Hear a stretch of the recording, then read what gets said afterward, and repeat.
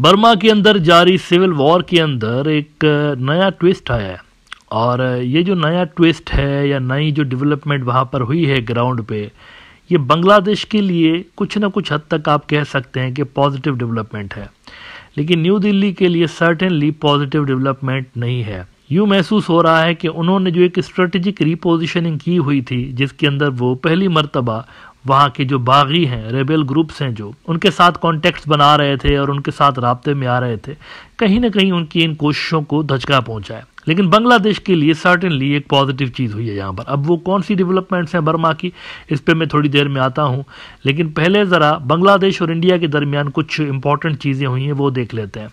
पहले तो इंडिया ने वार्निंग दी है, चिन्मय कृष्णा दास वाला जो मामला हुआ है, 1-2 रोज़ पहले बांग्लादेशी कोर्ट ने उनकी बेल एक मरतबा फिर से रिजेक्ट कर दी, तो इंडिया ने फिर से बांग्लादेश को धमकी दी है प्रॉपर। उनका मीडिया वार्निंग का वर्ड यूज़ कर रहा है कि इंडिया की वार्निंग आई है कि इनको रिलीज़ करें, यानी बांग्लादेश के अंदरूनी मामलात में, इंटरनल मैटर्स में, बांग्लादेश के जो अंदरूनी अदालती मैटर है, अदालती जो निज़ाम है उनका, जुडिशल सिस्टम, उसके ऊपर इंडिया ने एक बार फिर से प्रेशर डाला है, असरअंदाज होने की कोशिश की है और वार्निंग दी है ढाका को कि इसको जल्दी रिलीज़ करें। द टाइम्स ऑफ इंडिया ने रिपोर्ट किया है कि must get a fair trial, India wants Bangladesh over arrested Hindu priest others. Warning, India की जानिब से वार्निंग गई है। और आगे वो कहते हैं, वो जो रणधीर जायसवाल साहब हैं, मिनिस्ट्री ऑफ एक्सटर्नल अफेयर्स के स्पोक्स पर्सन, उनको कोट करते हुए टाइम्स ऑफ इंडिया कहता है, regarding the release of Chinmoy Krishna Das in Bangladesh, our expectation is that the ongoing proceedings in Bangladesh will ensure that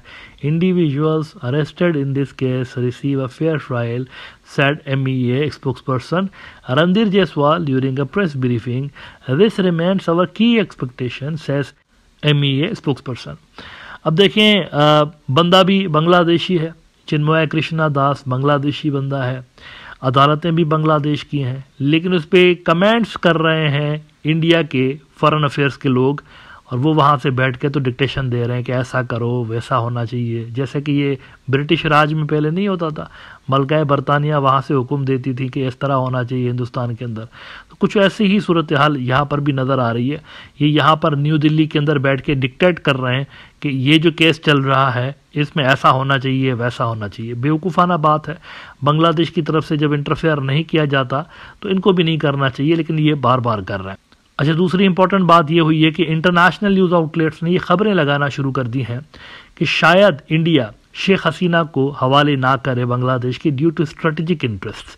यानी इंडिया के जो स्ट्रेटेजिक इंटरेस्ट्स हैं, कौमी जो उनके मफादात हैं, वो बांग्लादेश एज ए कंट्री उनके साथ वाबस्ता नहीं है, बल्कि एक शख्सियत के साथ, एक पर्सनैलिटी के साथ वाबस्ता है, और उस पर्सनैलिटी का नाम है शेख हसीना साहिबा। तो आलमी न्यूज़ आउटलेट्स कह रहे हैं कि शायद इनको हवाले ना किया जाए। ये जो कुछ रोज़ पहले बांग्लादेश ने एक बार फिर से इंडिया को कहा है कि इनको हमारे हवाले करें, तो इंटरनेशनल मीडिया कह रहा है कि शायद ऐसा ना हो।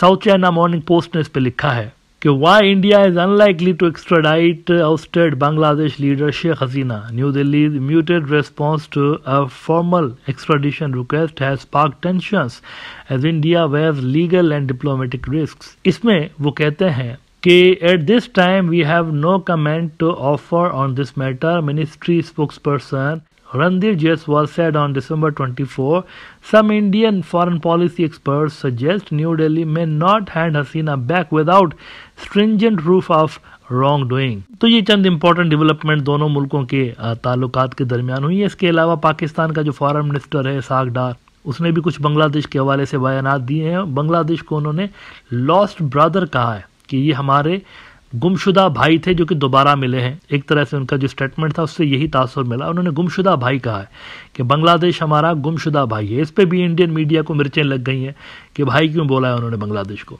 इंपॉर्टेंट चीज़ क्या हुई है रीजन के अंदर, जो कि मेरे प्रोग्राम के शुरू में बात की कि म्यांमार में कुछ इंपॉर्टेंट हुआ है। म्यांमार में 29 दिसंबर को, अभी 3-4 रोज़ पहले, अराकान आर्मी वालों ने एक बहुत बड़ी अनाउंसमेंट कर दी है। एक अनाउंसमेंट उनकी जानिब से हुई है और ये अनाउंसमेंट सिग्निफिकेंट है, और इस अनाउंसमेंट ने एक तरह से रायता फैला दिया है इंडिया की स्ट्रेटेजिक रीपोजिशनिंग के ऊपर। आपको याद होगा कि ये जो बफर बनाने की बात हो रही थी, बांग्लादेश की तरफ से कहा गया था कि कोई रोहिंग्या को लाकर रीसेटल किया जाए रखाइन स्टेट के अंदर। इस हवाले से बांग्लादेश अराकान आर्मी वालों के साथ राब्ते में था और बांग्लादेश के जो ऑफिशियल्स हैं उन्होंने रिवील किया कि हमारे राब्ते हैं, कॉन्टैक्ट्स हैं अराकान आर्मी वालों के साथ। लेकिन एट द सेम टाइम ये भी बड़ा इंपॉर्टेंट है कि उन्होंने ये भी कहा था कि हम मिलिट्री जनता से भी राब्ते में हैं, अराकान आर्मी से भी हम राब्ते में हैं, हम मिलिट्री जनता से भी राब्ते में हैं। नाउ ये जो पॉलिसी है ना, ये मैच करती है चाइना की म्यांमार पॉलिसी के साथ। चाइना की भी जो म्यांमार पॉलिसी है वो ऐसी ही है जैसे बांग्लादेश की है। वो भी मिलिट्री जनता के साथ भी राब्ते में है और रेबेल ग्रुप्स के साथ भी राब्ते में है। मसला यहाँ पर इंडिया का था, उन्होंने अपने सारे अंडे डाल के रखे हुए थे मिलिट्री जनता की टोकरी के अंदर और मिलिट्री जनता हो गई है धपड़दूस। उनके धपड़दूस हो जाने के बाद एक स्ट्रेटेजिक रिपोजिशनिंग हुई वहां पर और उसके चलते इंडिया ने रेबेल ग्रुप्स के साथ, बिलखुसूस अराकान आर्मी वालों के साथ अपने कॉन्टेक्ट दोबारा से बढ़ाना शुरू किए थे। लेकिन 29 दिसंबर को चाइना के कहने पे अराकान आर्मी वालों ने ये अनाउंस कर दिया है कि हम मिलिट्री जनता वालों के साथ बैठ के बातचीत करने को तैयार हैं और हम चाहते हैं कि ये जो लड़ाई मार कुटाई और अफरा तफरी है ये बंद हो और मामलात जो हैं वो टेबल टॉक्स पे आ जाएं, नेगोशिएशंस पे आ जाएं, बैठ के हम बात करें और मामलात अपने जो है वो सुलझाने की कोशिश करें। ये चाइना के कहने पे इन्होंने किया है। वजह क्या है? वजह यह है, एक के बाद एक शहर इन्होंने जो फतह किए हैं वहां पर, तो उन सिटीज के फतह होने के बाद तकरीबन 10 के करीब बड़े चाइनीज प्रोजेक्ट जो कि वहां पर चल रहे हैं म्यांमार के अंदर, 10 के करीब वो आ गए हैं इनके पास, अराकान आर्मी वालों के पास। और इस ग्रुप के साथ तो कई सालों से चाइना राब्ते में था क्योंकि उनके अपने इंटरेस्ट से उनके वहां पर प्रोजेक्ट्स चल रहे थे, तो इनको जरूरत थी चाइनीज को इनसे बात करने की। तो ये ग्रुप काफी सुनता भी है चाइना की। इनके जो कमांडर इन चीफ हैं, इनकी मिलिट्री के जो कमांडर है अराकान आर्मी वालों के, उसने सितंबर में स्टेटमेंट दिया था कि मैं चाहता हूं कि चाइना के साथ हमारे डीप टाइज बने। कमांडर इन चीफ ने कहा था इनके। अब चाइना काफी अरसे से इनको कह रहा था कि मिलिट्री जनता के साथ बैठ के मामलात हल करें और गिव एंड टेक करें उनके साथ।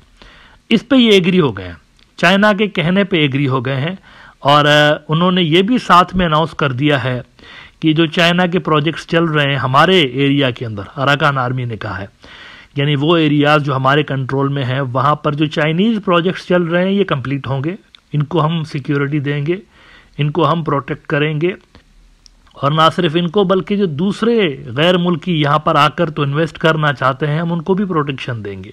इसका साफ मतलब यह है कि चाइना का बड़ा गहरा असर है इन ग्रुप्स के ऊपर, ये साफ तौर पर जाहिर कर रहा है। अगर उन्होंने चाइना की इतनी बड़ी डिमांड मान ली है ना कि साथ में बैठकर बात करें इनके साथ, मिलिट्री जनता के साथ, तो इट क्लियरली शोज कि चाइना का डीप इन्फ्लुएंस इन ग्रुप्स के ऊपर मौजूद है और ये चीज बांग्लादेश की फेवर में है क्योंकि बांग्लादेश भी ये जो रोहिंग्या वाला मामला रिजॉल्व करने की कोशिश कर रहा है उसमें चाइना को ऑन बोर्ड लेकर मामलात अपने रिजॉल्व करने की कोशिश कर रहा है। इसीलिए दोनों की स्ट्रेटजी सिमिलर है। बांग्लादेश भी एक ही वक्त में मिलिट्री जनता वालों से भी बात कर रहा है और अराकान आर्मी से भी बात कर रहा है।